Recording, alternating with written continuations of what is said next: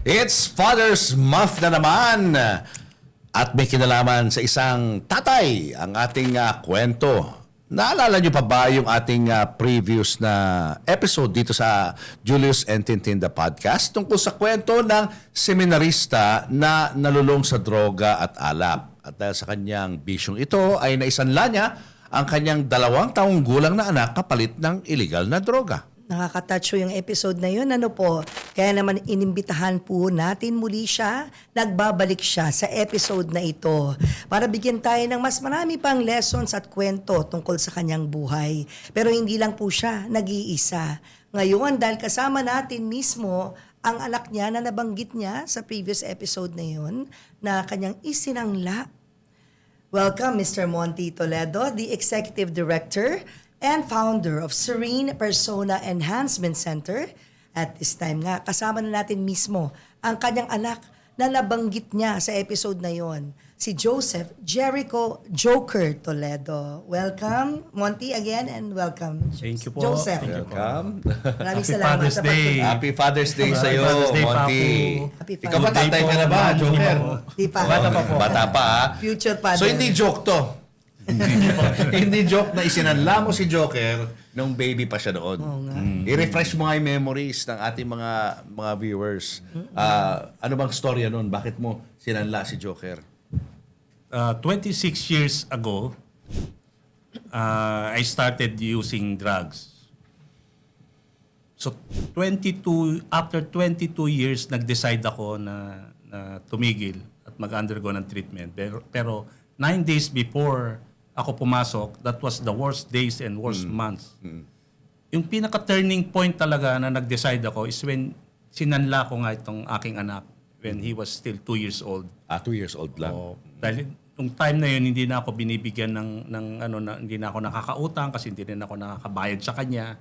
So para may parang guarantee o nung tawag ko doon, para bigyan niya ako, iniwan ko yung anak ko doon sa pusher. Kinuha ko yung drugs, pumunta ako sa kaibigan ko na nagpapabili sa akin para makagamit ako kasi wala na nga akong pambili. Yung binayad niya, yun ang ibabayad ko para matubos ko yung aking anak. And I left him around 9 a.m. Dahil ako ay lango sa droga. Nakalimutan ko siya around 7 o 8 p.m. na nung naalala ko na may sinanla pala akong anak. Doon lang ako na yung parang nahimasmasan nung sabi ko, naku, may anak akong iniwan doon na walang pagkain since morning kasi dala-dala ko na siya. So walang lunch, walang dinner. Inabutan ko siya doon sa nakikipag-agawan ng buto ng mangga doon sa anak nung pusher din. No, halos maputla na yung mangga siguro sa gutom. Inisip-sip niya yon. Doon na ako parang may mali na akong nagawa. No? Doon sa, pero prior to that, dinadala ko yung anak ko sa mga jamming sessions. No? Dinadala ko siya para to evade the NBI pa noon at NARCOM, yung drugs na binibili ko, nilalagay ko sa diaper niya.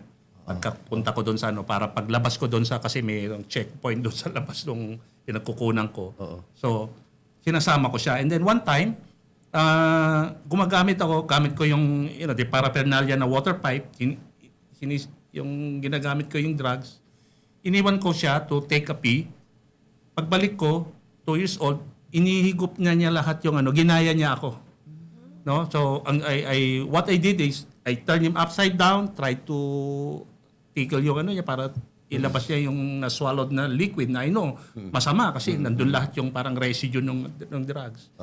Isa yun, at saka itong pagsasanla, doon ako nag-decide na ipasok pa na ako, nakiusap na ako doon sa aking sister, which she introduced me sa isang recovering addict din na sabi niya, yung kailangan mo na itigil. Kasi if you don't decide now, 3 na lang ang pupuntahan mo. You will end up in jail, mental institution, or death. Namili ka, rehab.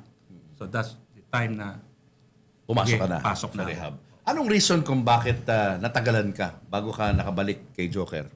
Ang yung drugs kasi nawawala ang ko eh. So gumamit ka? Gumamit ako. Diba? Nawawala yung aking sa time frame, nakakalimutan ko yung mga bagay. So ito yung effect nung sa brain eh. No, yung mga dapat na obligasyon ko, nakakalimutan ko, dapat na delikado, nakasama siya doon sa kung saan ako, hindi ko iniisip yun. Ang priority ko is to feed my addiction. Oo. Yun yung powerlessness ko no? Na talagang kahit nandun yung will ko to stop. Kasi seminarian ako, alam ko yung bawal yan, di ba? Against sa ng will ng Pero the drugs, yung moral obligation ko and yung mga responsibility ko, nakakalimutan ko lahat No? Kaya naniniwala ako ngayon doon sa mga, di ba, mga karumal-dumal na nangyayari because once na infuse yung sa brain, yung judgment ko sira lahat Kahit sa ikabubuti dapat ko gawin, hindi ako natatakot sa huli, wala akong takot sa mga mga pideya. Mabigat yung nangyaring yun, Monty, paano tinanggap ng misis mo? Nalaman ba niya na ganitong ginawa mo? Nung nalaman niya na I'm into drugs, pumunta siya sa NBI para ipahuli ako. So, lagi ako in denial. Nakipag-away ako sa mga police authorities kasi tingin ko nagdududa ako na may relasyon yung nanay ko doon sa yung wife ko doon sa NBI. So ganun yung alam mo yung takbo ng isip ko. Praning ka na? Praning? Yes, napapraning ako na inaaway ko lahat ng mga tao. And syempre dahil in denial ako, lagi ko tinitignan yung mukha ko sa salamin kung pumapayat na ako. Pero syempre ako in denial, tingin ko lagi hindi ako pumapayat. Pero yung mga hindi nakakakita sa akin ng a week or ilang payat na ako. So to discredit yung profile ng isang addict na nanginginig, at saka payat, at saka hindi ako nagpapagupit lagi. Kasi gusto ko i-cover up na hindi ako addict. Pero in my actions and in my behavior, halatang halata na na ako, na addict ako. Kasi I have different partners na rin, kung sino ka-jamming kong babae. So yun, nalaman lahat ng wife ko, mama ni Joker, naging na siya. Nag-iba yung kanyang kundi ipahuli ako, aawayin ako. So ako, may dahilan na naman, aalis na naman. Paano niya nalaman yung ginawa mong pagsasanla kay Joker? Nalaman niya kasi yung pusher po, parang kakilala din, sinasabi na alam na anak ko yun Tinatawag sa akin, di pa binabalikan ni ito. Kaya nung naalala ko po, nung tumawag na, ng time na may nakalimutan nga akong tao. Yung anak ko mismo. Yun po. Talagang wala na akong may dahilan noon. Kaya sabi ko, kailangan ko na talagang pumasok. Yung meron kasi akong sister na madre na sa St. Clair, siya po ang sa akin na nag-convince sa akin na kailangan ko nang pumasok na harapin lahat itong mga nangyayari. Kasi walang ibang solusyon po kundi pumasok ka sa kasi on my own I was trying na yung self-rehab, di ba? Yung i-try ko munang matulong, mag-ikulong yung sarili ko. Lahat yun. But a lot of times I failed. Nagkawin yung to control, yung try ko muna every Saturday lang, yung mga ganun, ginagawa ko yung schedule. Nakakatigil naman ako pero isang araw lang pinakamatagal. Babalik din. Pero si Joker, wala kang any memory of this because you were just 2 years old. No? Wala pa po akong memory dyan kasi bata pa po talaga ako. Anong reaksyon mo nung sinabi sa'yo? Nung narinig mo yung kwentong ito? Na sinanla ka ng tatay mo kapalit ng drugs? Nung una po, syempre po nagulat lang po ako. Pero over time po parang natawa na lang po ako kasi pag kinikwento po ng family members ko, parang naging inside joke na lang po namin to na ikaw napulot ka lang sa basura pero yung sa akin po, sinangla po ako as collateral po for drugs. Wow, hindi ka nagalit? Hindi ka parang, parang grabe naman ginawa sa akin ng tatay ko. Pwedeng makalimutan niya na ako dun Wala naman po akong galit sa father ko that time. Kasi wala naman po akong memory nga. But Nakikwento lang po siya. Yeah, but growing up, was there a time na you confronted him about it? Ba kayo, heart to heart, man to man talk when you were at the right age already? And binring up mo ulit sa kanya yon? Actually po, napag-usapan lang po namin siya around 2024. Parang nagbagyo po kami. Tapos kasama ko po yung sisters ko. So parang naikwento niya po yung side niya that time na parang ano ba talaga yung nangyari. Kasi wala po kaming idea kung ano po yung nangyari. Kamakailan lang yun, ha? Yes, 2024 na? 2024 lang You're a po. grown man already Yes at that time. Pero prior to that, alam mo na, may Alam ko na. nangyaring ganon. Yes po, alam ko na po. Kumbaga, pinaliwanag lang niya Yes yung kwento po, sa ano po likod yung mga nun. nangyari. Kasi napapanood ko lang po sa mga interview niya. Oo. And nakakwento nga lang po ng family members. Oo. Yun lang. Hindi mo naaalala yung time na naghiwalay ang parents mo because of this problem? Nung bata pa lang po ako, aware na po akong parang hiwalay sila. Siguro mga grade 1 or grade 2. Kasi pag nakikita ko po yung ibang family sa labas, parang sinusundo pa sila ng father nila, ng mother nila. Pero yung sa akin po, parang wala po akong experience sa ganun. So parang aware na po ako nung bata ako na parang hiwalay po sila. Anong naramdaman mo na yung ibang tao gano'n, tas kayo hindi na na-experience yung buong pamilya?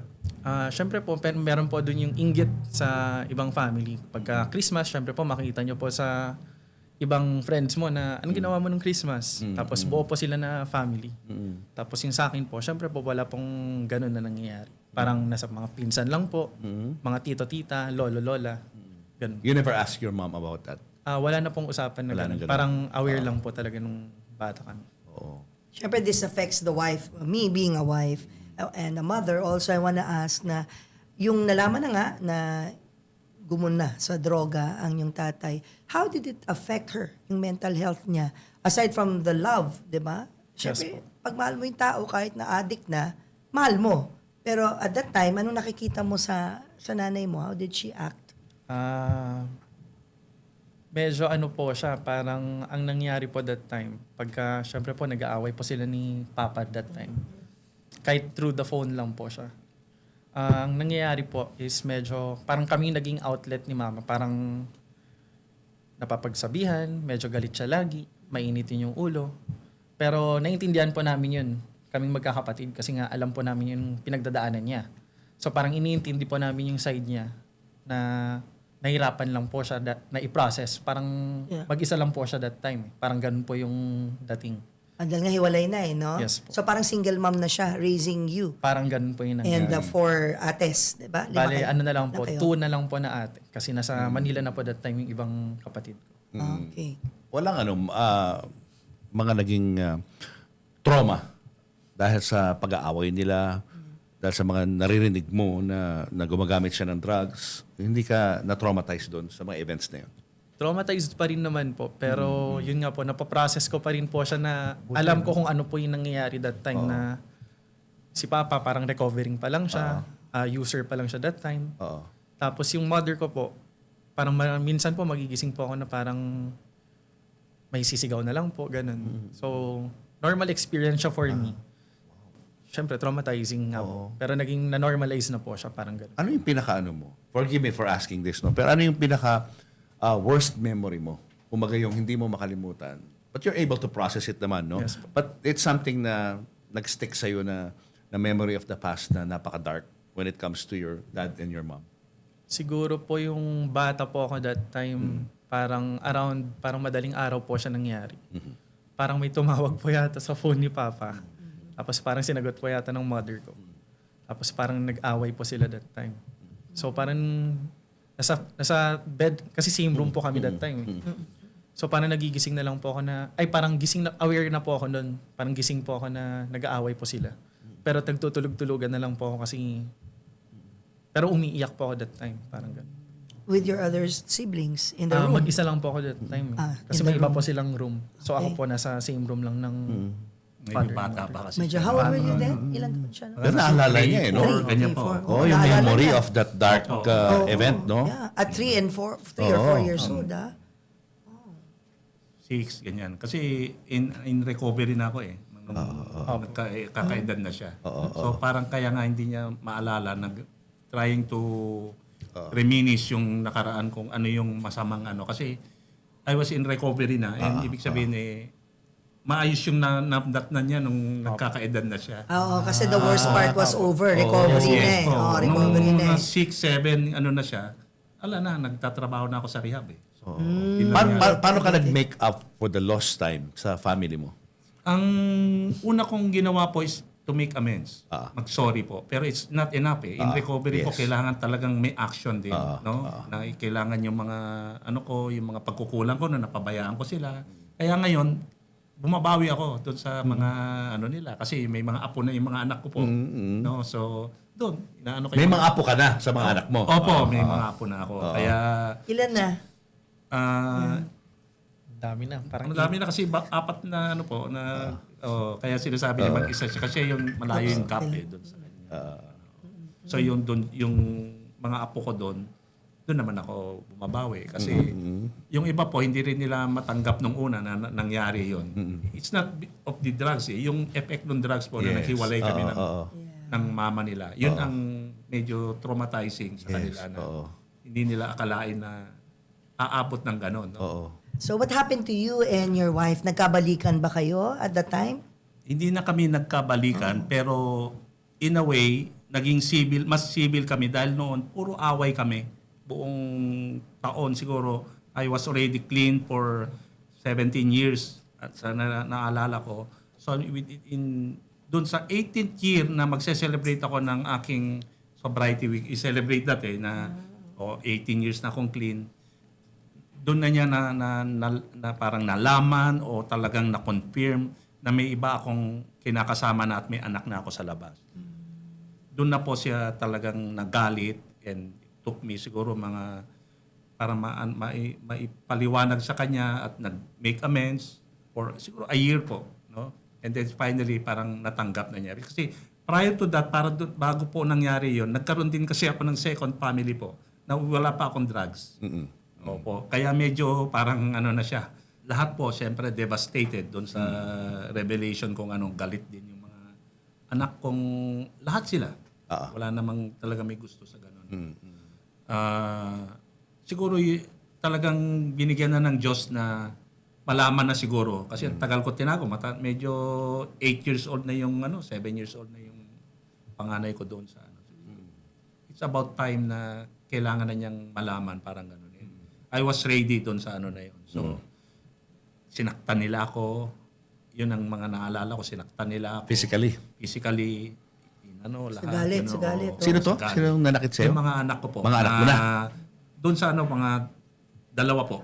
Doon sa iba? Opo. Hindi, doon sa kanila. Sa kanila. Ito, kasama? Hindi po, kasama siya pero hindi niya ako sinaktan po. Yung dalawa, yung babae. Yung mga babae. po na... Yung older ones. The older ones. Yeah. You're still young then. Yun yung... You allowed them to hurt you. Parang ganon. I was not allowing kasi pumunta ako sa isang neutral sa house ng mother ko para nga hindi ako saktan. Because I know may ganun sobrang na galit kasi sa'yo.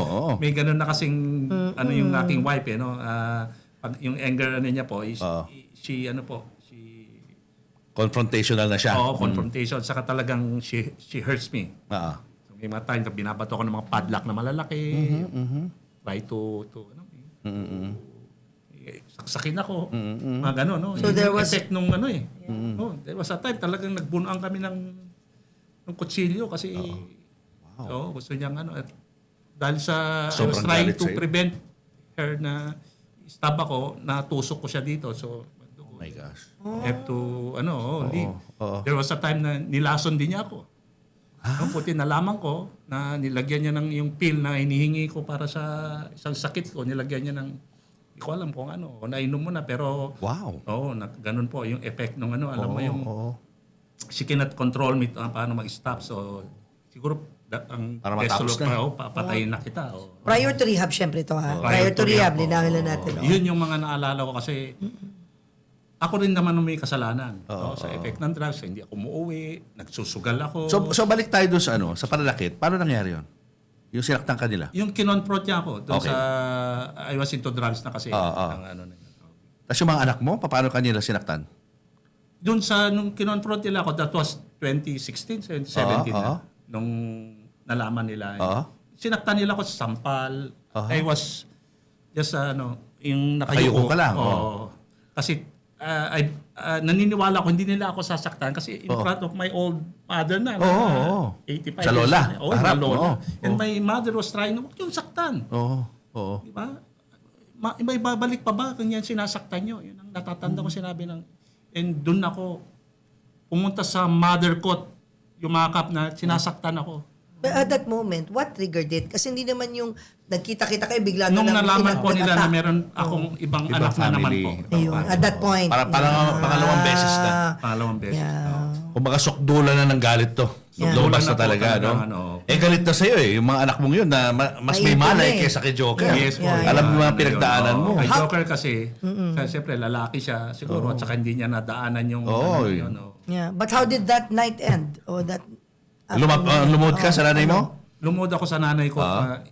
Tulungan ako kasi talagang yung pananakit ano mo, yung mga kwintas ko, sampal dito, kalmot dito, alam mo, t-shirt ko, yun yung mga ko, naalala ko. Kasi pagbaba ko pala sa sasakyan, binabato na yung sasakyan. Ano na sila, aggressive na eh. So, para kang bata na humingi ng tulong sa nanay mo ulit. Yes, oo. Ganun. Natulungan ka. Natulungan ako. Oo. Kasi yung mother ko lang talaga yung nagparehab sa akin. Yun lang nakakaintindi sa akin noon eh.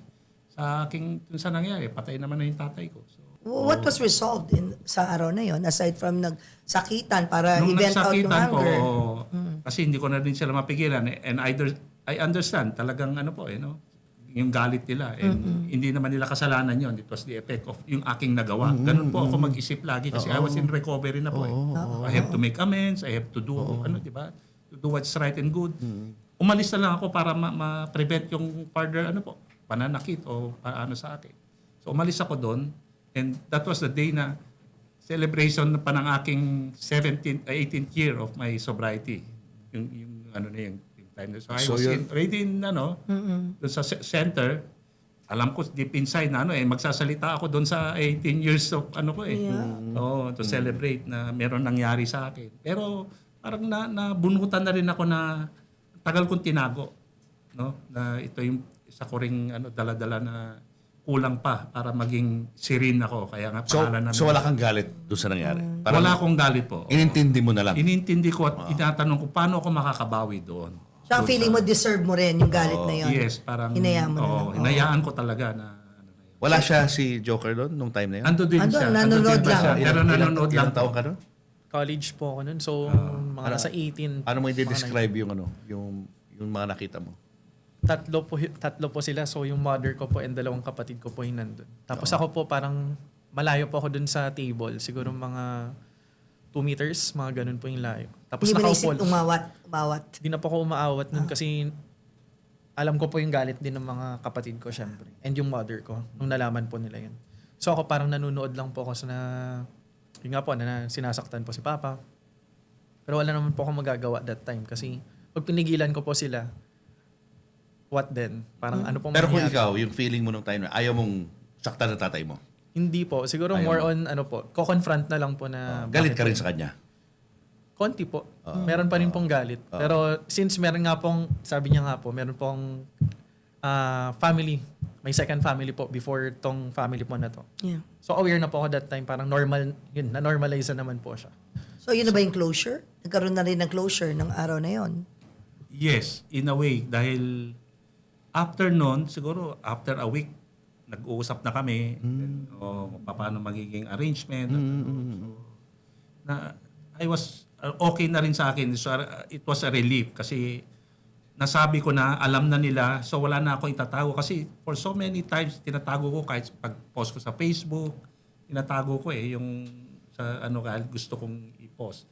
So doon din nangyari. Nalaman din nila doon sa post din ng Facebook na merong na yung kasama mo, ba't hindi na ko ganon yung joke doon?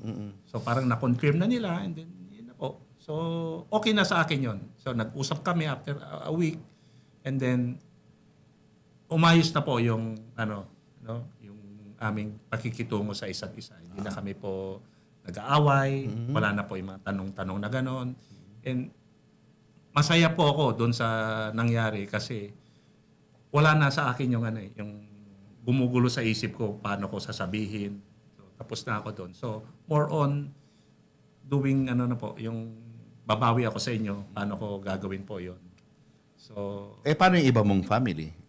Inalagaan mo pa rin sila kahit na hindi po. nangyari Sila na? po yung aking present Present na kasama family. na po. Kasama mo na Ngayon. sila. Opo. Kasi- Dalawa to, di ba? Yung una, ano nangyari doon sa una? Yung unang nalaman nila na meron kang... Okay na po yun kasi Affair. naayos na sa court. And Okay na yun. po, Oo. kasi kinasal kasi ako doon Oo Di ba nga. doon sa aking last Correct.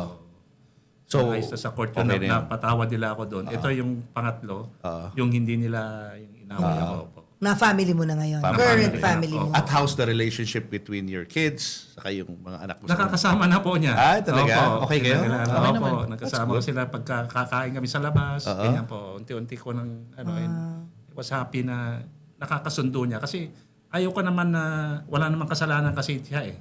Wala rin kasalanan din yung mga bata. Tama So naman. there's no point as a father na ipagkakait ko yun, di ba? Na, di ba? Bumbas sila dito, hindi naman nila kasalanan. Kasalanan ko. Part na yun. Wow. War and peace. Ganyan talaga pag yung magulang may pinagdaanan ganito. Yeah. Ganun ka-affected ng mga anak. Kaya nga bilib ako sa kanya dahil siya ngayon active ng tinutulungan ng kanyang tatay sa Serene. Oo. 'Di ba? So, yan. Kwento mo yung tungkol naman sa pagpasok ni Jericho sa Serene. Oo. Siya po, nung time na nandito ako sa, siguro, siyempre, adult na rin siya. At saka gusto ko rin makasama siya. So, nung time na in-invite ko siya doon, gusto ko talaga nandun lang siya. Yung, wala kang gagawin. Sagot kita. Wala akong pakialam kung ano yung kainin mo, gusto mo. Go ahead. Hindi ko pinipigilan yun. At yun ang sinasabi ko doon sa partner ko. Ngayon lang bumabawi yan kasi hindi nagsasalita yan. Kahit anong yan. Di ba? Isasama ko yan. Hindi nagsasalita yan. And yun ang, at least nakita ko sa kanya na hindi siya nagloko sa buhay din niya. No po, sa lagi ko siya pinapangaralan na alam mo ang addiction namamana yan. Kaya ingat ka, huwag ka masyadong sa mga activities na mga ganyan. So 28 years old, binata pa rin. Matino. Although may girlfriend siya, opo. Siya. Lumaking matino. Nakatapos siya sa pag-aaral. Anong effect sa'yo nito, Joker, nito mga na-witness mo sa tatay mo bilang isang future partner at bilang isang future na tatay, ano ang tingin mong mga bagay na dapat mo isaalang-alang at huwag mong tularan sa ginawa ng tatay mo? Dati po nung bata po ako, parang ginawa ko po siyang role model si Papa. Pero wag ko pong tutularan yung mga dati niyang ginawa. So instead na role model po na positive, parang medyo ginawa ko po siyang So What not to Wag tularan imitate. model. wag imitate. Wag tularan model. Yes, Ganon, po. oo. So yun naman po. It's stuck to you, no? Na talagang yun ang ano mo. Pamantayan mo, hindi mo dapat pasukin yung ganyan. Hindi po talaga dapat. Kasi nakita ko na po yung effect niya sa mga families. Oo. Ayaw ko na po siya na ma-affect pa yung family ko. Like, syempre yung mother ko po, kung nag-start po akong gumamit, baka mas malala po yung maging effect niya sa kanya. How's your mom now pala? Okay naman How is po she? siya. Does she have can we talk about this? Did she find a new love? Does she have a new partner? Wala naman po. Mas nag-focus po siya sa mga apo niya ngayon. Sa mga apo nila. Opo, mas gusto niya po yun. Pero okay ang mental health niya. Okay. Okay naman po siya ngayon. Kasi nga, nag-uusap na nga kayo na just like friends again, right? So okay lang sa'yo yun. Ngayon nga, sinasabi niya na ikaw ang Model tatay ng na hindi huwag dapat tularan. tularan. Opo. Mas maganda nga po Okay kasi sa'yo. mas okay sa akin. Kasi kaya ako very vocal na ikwento itong aking mga, yung horrors ng addiction ko. Kasi para hindi tularan. And a message na rin na dapat, kahit nadapa ka, kailangan mong bumangon. No? And isa kasi sa aking advocacy is, I have to carry the message na doon sa suffering addicts sa labas, huwag ka mahiya. Kasi once na meron kang acceptance, meron na akong acceptance, naramdaman ko na meron acceptance sa mga maling nagawa ko and very clear to me yung the extent of my addiction. Mas madali yung yung acceptance ko, yung pagbabago ko. Kasi hindi ako dinedeny lahat yung mga tulad noon na nahihiya pa ako mag-attend ng mga aming reunion, ganun. Kaya ako, una kong sinasabi is, ito ako, isang nagbabagong addict. I have to, di ba? Hindi ako pwede sa inuman. Gusto ko mag-attend ng reunion but I cannot drink and I cannot socialize with you. So kung gusto niyo ako makasama, walang drink, pero pag alis ako, pwede na kayo uminom. Ginagawa po, sinusuportahan ako kasi I was very, vocal sa kanilang, yung aking commitment sa sarili ko. And my classmates, yung mga dati kong doon ako nag-group kasi sinusuport ako. Walang iinom pag dito si Monty. After pag umalis na ako, saka sila iinom. Yun yung mga support group na doon ako talaga pumupunta. Ganyan. Kati yung mga kapatid ko and cousins, pagka inuman na, hindi sila muna iinom. Hindi naman pwede na mag-adjust lahat sila, di ba? Ako lang ang nagbago. So, yung paligid ko hindi magbabago. So, inaayaan ko na sila naman, very supportive. Walang iinom. Pagka alis na ako, tutulog na. Saka sila, yun yung support na nararamdaman ko kayo. Kaya, I was able to maintain my sobriety and my clean time. Kasi yung support po, hindi nag-iisa. And I always attend yung mga aking mga recovering, mga conventions, gano'n. Naging, yung addiction ko, napunta doon sa Pagtulong. Doon sa pagtulong, buti napunta doon. At sabi ko, yung nangyari sa akin, dapat tulungan ko rin kung ano yung naging motivation ko. Yun ang lagi kong kinekwento. Kaya hindi nawawala yung kwento ko na sinanla ito Oo. Ang anak ko kasi. And you're proud to tell that story. Oo, I'm very open na sabihin kasi kadalasan yung kwento ng mga adik sanla ng gamit na which is parang okay pa yan. Kasi normal pero pag naubusan ka na daw, sasanla ang tao. So ako parang gusto kong yung message ko sa kanila is mangyayari din sa iyo yan. Just imagine, ako hindi naman sinasabi kong religious ako pero I was a seminary, I was brought up as everyday nagro-rosary kami kasi my mother is a St. Paul alumni, my father is lumaki sa Jesuit, sa Atenean. Tapos may madre akong di ba? Lumaki kami sa and it's not enough. Na kahit very religious ka, it's not enough. When addiction attacks you, regardless of status, kahit professional ka, black or white, mayaman ka, foreigner, wala. Ang addiction, yung disease, can happen to you. Yung kaya ako, kinikwento ko na in spite of aking ganito na seminarian, mangyayari sa iyo, how much more ikaw? Parang ganun yung lagi kong kinikwento. Yes, sabi mo nga the Lord saved you. Yes. Diba? Opo. The Lord So itong mga kampo ng kadiliman, yan ang na-challenge sila kapag banal ka Mas more achievement sa kanila yun. Correct. Kapag, di ba? Opo. Tama. Diba? Ginawang adik, yeah. ginawang sukdulan ng kasamaan ng isang taong mabuti. Di ba? Yun ang kanilang achievement Yeah. Kaya mas prone sa sa temptation yung mga Kasi yung mga mababait na sabi tao. ng sa turo sa amin, nung kami seminaryan, ang devil daw nandyan lagi sa kung saan nagbabago po. Nasa sa kumbento, nasa seminary, nasa rehab. Yes. Yun po yung mga tukso, 3. Kasi you know why? Ang devil daw wala sa kulungan kasi tropa na niya yun Yun yung criminal. Pero doon sa nagbabago, doon niya tutuksoin sa rehab. na-challenge Kaya we sila doon. always pray. Kasi yun Yes. isa sa aming program is yung So yun. Let's go to that. No? Ano yung mga first step? If you wanna rehabilitate someone or if you wanna rehabilitate yourself, anong unang-una mo na dapat gawin? Hindi po kailangan mag-volunteer po kayo. Pag meron pong kasi the drugs and the substance will impair your judgment or your choice na magbago. Wala po. Somebody should decide for him. And ito po yung family members, we call that codependence. Because the addict is the last person to know that he has a problem. He cannot rehabilitate himself. He cannot. He cannot ask even for help. admit. Hindi not even admit.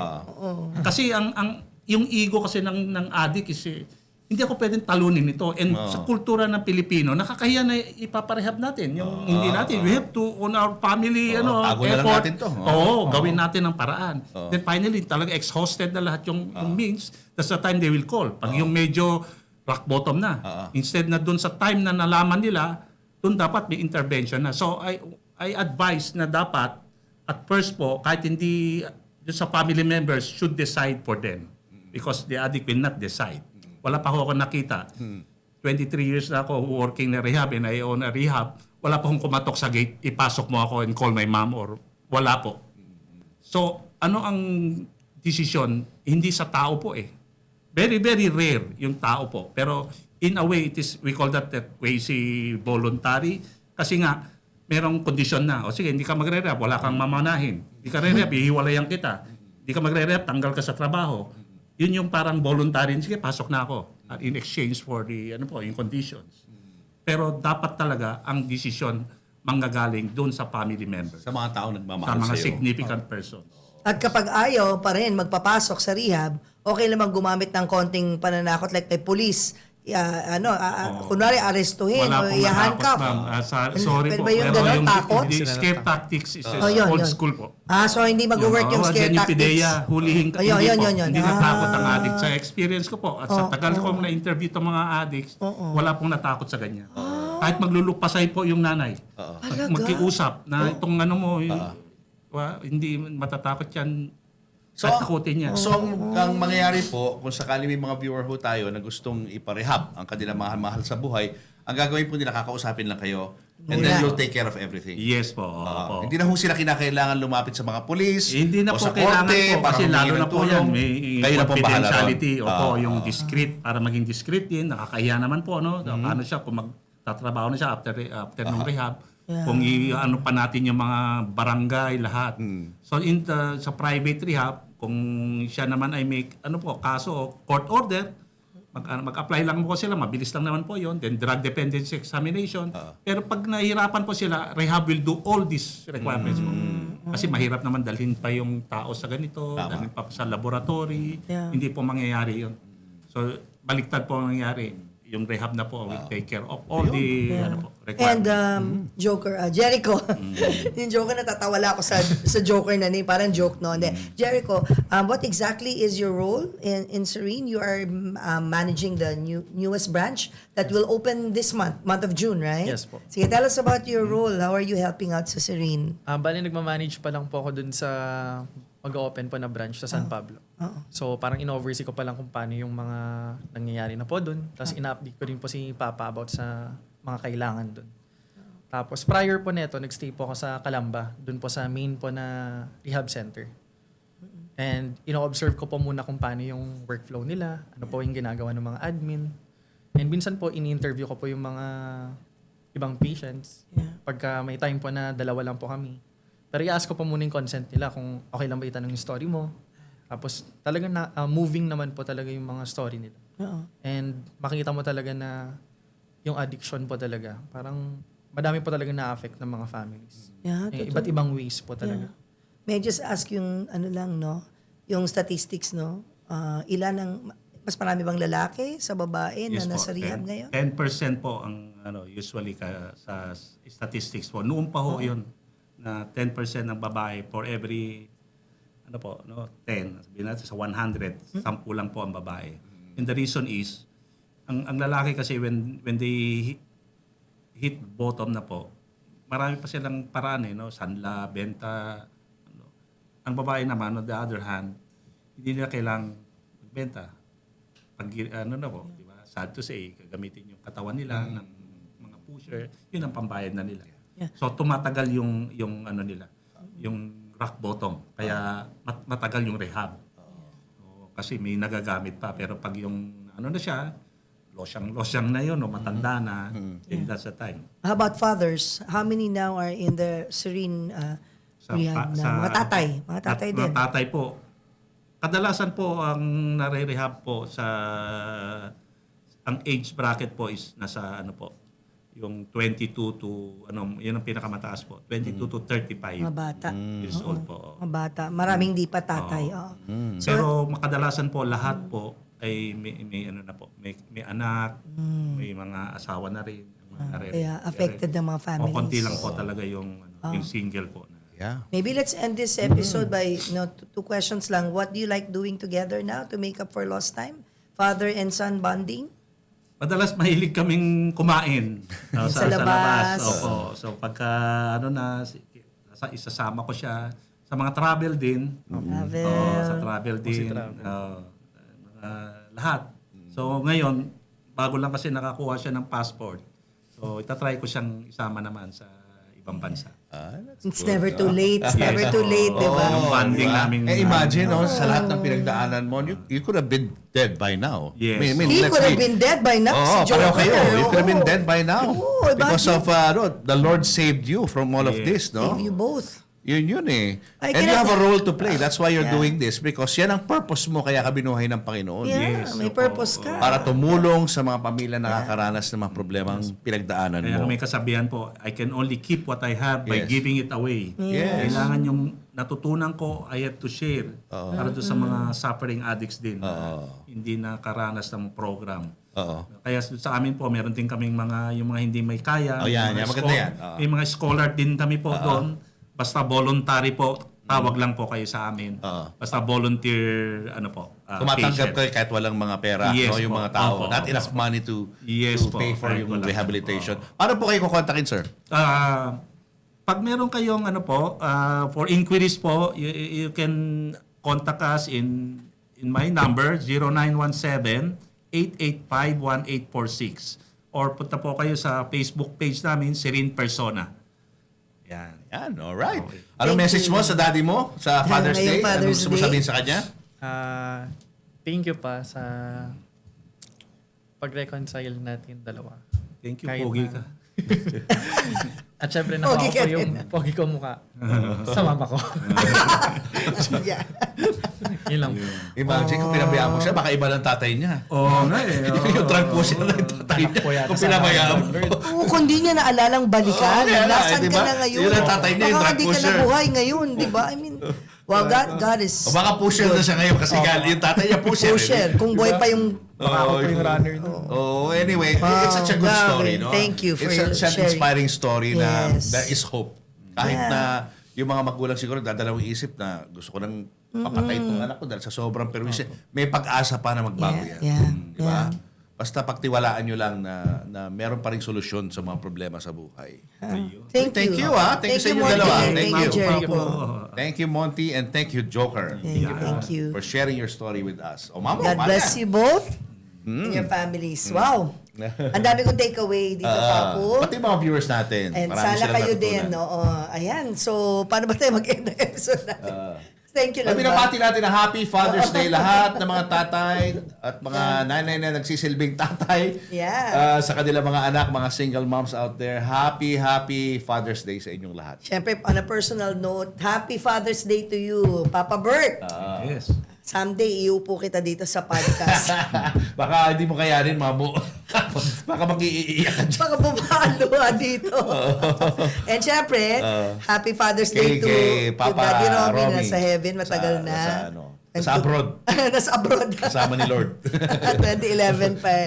So, mabuhay ang lahat ng mga tatay. Pagdasal natin ng mga tatay na napapariwara sa buhay, na liligaw ng landas. Let's bring them back into the fold.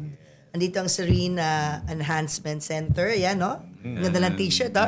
Persona Enhancement Center. Thank you. God bless all fathers. Yeah. And Happy Father's Day, Papo. Oy, thank you, thank Cheers you. to you. Thank you. Diba? Cheers. Para ma-promote yung bang. Saka buong buwan po tayo. We will be Papo. talking about mga dads. Yeah, marami tayong i-feature pa na ibang mga dads. Ikaw, Tribute Papo, sa lahat ng mga kailan ka tatay. po dito sa podcast? Terwin kita. Boring na story ako, Mamo. Boring ka dyan. Oo. Hindi, Happy Father's Day. You're the best dad ever. Hindi pa naman kita sinasanla, so huwag ka mag-alala. Sige, hintayin ko isang lamo. Hindi pa ganun ka-exciting ang buhay ko. joke lang. Happy Father's Day, Papo. I love Thank you, Mamo. See you Okay. guys, ha. Thank you guys for Bye-bye. watching. Bye.